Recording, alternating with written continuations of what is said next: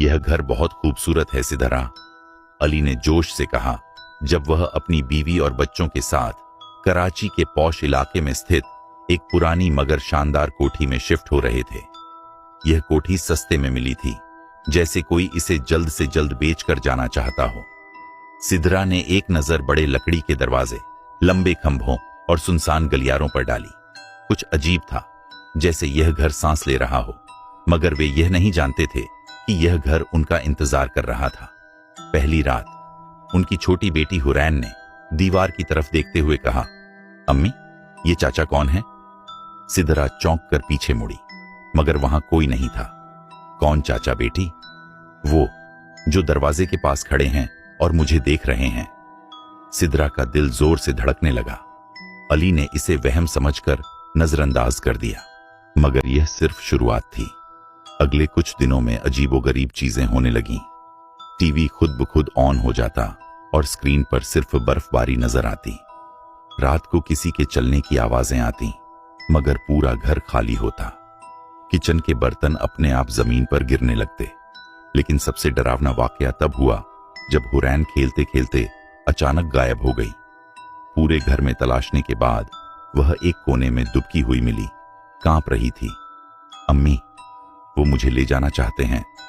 मौलवी साहब की दुआ और घर का राज। सिद्धरा और अली ने फौरन एक मौलवी साहब को बुलाया। जैसे ही उन्होंने कुरान की तिलावत शुरू की, घर की दीवारें हिलने लगीं और एक जोरदार चीख गूंजी। मौलवी साहब पसीने में डूब गए और बोले, यह घर आसी बजदा है, यहां किसी और का कब्जा है। फिर उन्होंने अली की तरफ देखा और सख्त लहजे में कहा, यह जगह छोड़ दो, वरना तुम सब खत्म हो जाओगे। कोठी का अतीत।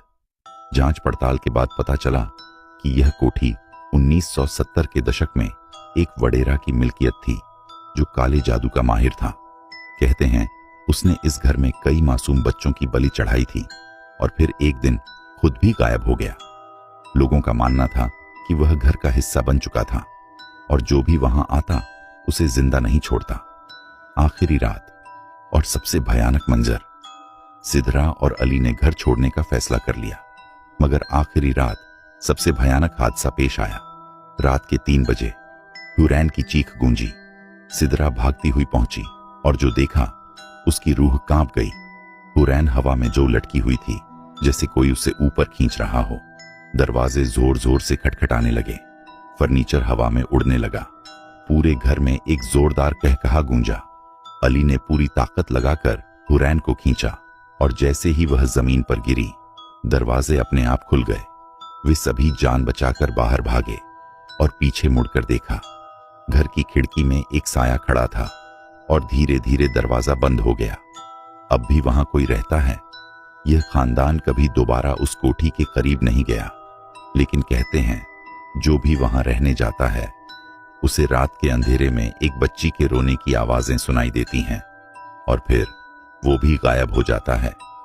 क्या आप इस कोठी में एक रात गुजारने की हिम्मत रखते हैं?